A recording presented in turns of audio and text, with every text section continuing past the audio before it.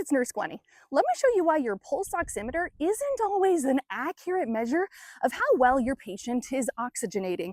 So it's a pretty good tool that we've had for a good 20 years in the emergency department and EMS to show us how well our patient is oxygenating. But how it works is the laser light in the pulse oximeter looks at the hemoglobin as it passes by the sensor. And it looks at the hemoglobin to see how loaded up with oxygen molecules it is. Now, for this example, I want for you to imagine that these buckets are hemoglobin.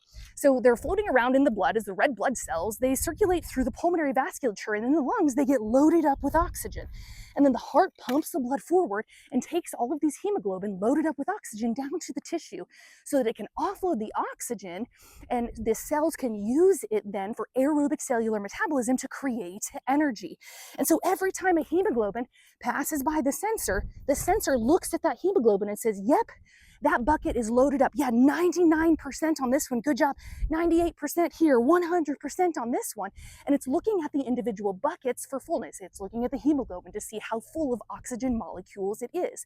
But what it doesn't take into consideration is how many buckets I have.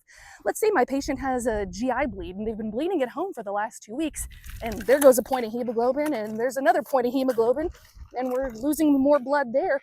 And we get down to where there's only 3 buckets left. They've got a hemoglobin of 3. And so yeah, when it looks, it says, hey, you're doing a great job. Your saturations are 99%. You're doing great. And if that's the only piece of data that you were relying on, you would be bamboozled into thinking your patient is oxygenating appropriately. But I'm not bringing enough buckets down to the tissue level. So it's not going to be enough oxygen for your patient to be able to complete aerobic cellular metabolism. So it's going to have to switch to anaerobic, and your patient's lactate is going to be elevated. I am praying that the wind doesn't blow over my phone stand long enough for me to finish this. Now, another way that your pulse oximeter can bamboozle you. This one is heavy. Hemoglobin has a really high affinity for oxygen, but it has an even higher affinity for other things that aren't going to help us create energy. One of those things, I know you're already thinking it, is carbon monoxide and cyanide, actually.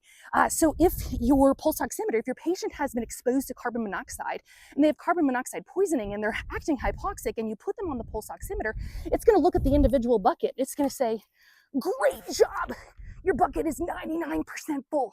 It looks great, but what it hasn't taken into consideration is this is rocks. It's not mulch. This isn't usable to the cells. So remember that we don't just use one piece of data when we're evaluating and intervening with our patient. We have to look at the monitor, but also look at the history, look at the patient, gather all of the clues that you can, and create a clinical puzzle to evaluate your patient. I hope that helps you understand how your pulse oximeter can be a great tool, but we can't always fully rely on it.